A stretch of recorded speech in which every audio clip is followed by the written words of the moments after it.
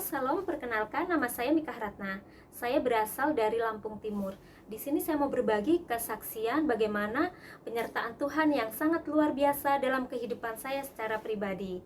Yang mana dulu saya sempat membuka usaha di bidang catering. Usaha itu sudah berjalan dengan baik. Singkat cerita, kawan lama saya datang ke kontrakan saya dan menceritakan semua masalah yang sedang dia hadapi, yang mana orang tuanya sedang mengalami sakit keras dan membutuhkan biaya yang tidak sedikit.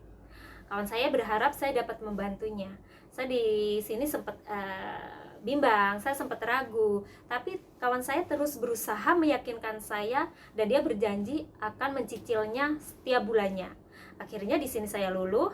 Saya tanpa berpikir panjang, tanpa tanya Tuhan terlebih dahulu, akhirnya saya tarik uang dan memberikan uang tersebut ke kawan saya ini. Pada bulan pertama, kawan saya menepati janjinya dan dia memberikan sejumlah uang kepada saya. Tetapi pada bulan kedua, tiba-tiba dia menghilang, yang mana nomor HP-nya itu sudah tidak bisa dihubungi lagi. Saya datang ke kontrakannya, ternyata dia udah pindah. Lalu saya bergegas ke tempat di mana dia bekerja. Betapa kagetnya saya mendengar bahwa kawan saya ini ternyata sudah keluar 2 minggu yang lalu. Di sini saya sempat emosi, saya sempat jengkel, saya sempat kecewa dengan kawan saya ini. Kenapa dia bohongi saya? Singkat cerita, usaha saya mengalami kebangkrutan, yang mana saya juga disuruh keluar dari kontrakan karena saya tidak mampu membayarnya, dan orang tua membutuhkan dana yang tidak sedikit juga. Di situ saya udah stres berat. Saya sempat mengasihi diri saya sendiri. Kenapa ini semua terjadi? Saya menyalahkan semua keadaan, bahkan saya sempat menyalahkan Tuhan.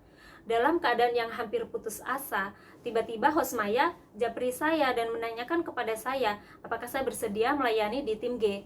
Saya tanpa berpikir panjang, akhirnya saya bilang, oke, saya siap host.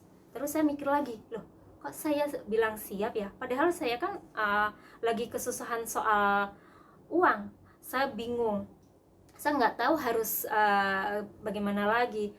Saya udah bimbang. Tiba-tiba saya teringat pasal Matius 6 ayat 26 yang berbunyi, pandanglah burung-burung di langit yang tidak menabur dan tidak menuai dan tidak mengumpulkan bekal dalam lumbung, namun diberi makanan oleh Bapamu di surga. Bukankah kamu jauh melebihi burung-burung itu? Lalu saya mengimani ayat itu dan oke, saya akan japri host Maya. Lalu saya japri host Maya dan menanyakan kepada beliau apakah beliau ada loker. Beliau bilang untuk saat ini maaf tidak ada loker. Oke, tidak apa-apa host, terima kasih untuk infonya. Lalu saya menawarkan diri saya bekerja sebagai tukang cuci piring dari rumah makan yang satu ke rumah makan yang lainnya. Saya tidak malu dengan pekerjaan itu. Saya tetap bersuka cita, pasti Tuhan akan menyertai langkah saya. Dengan berjalannya waktu, minggu berganti minggu, bulan berganti bulan, salah satu dari pemilik rumah makan tersebut berkata kepada saya, apakah kamu bersedia menjadi koki di salah satu catering milik saya? Di sini saya sempat, waduh, ini nyata apa enggak nih?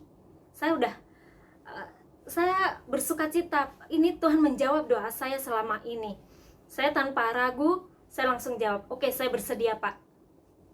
Di sini saya mau katakan, terkadang jawaban Tuhan seperti terlambat. Namun sepertinya lambat, tapi pertolongan Tuhan tidak pernah terlambat. Tantangan tetap ada, bermunculan, tapi Tuhan tetap menyertai saya hingga saat ini. Yang mana kita harus tetap percaya, selalu mengandalkan Tuhan.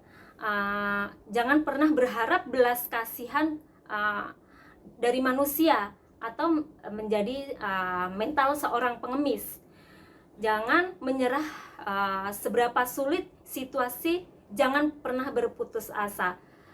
Tuhan pasti akan menyertai langkah kita. Terima kasih.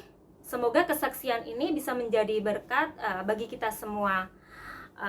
Oke, terima kasih. Salam.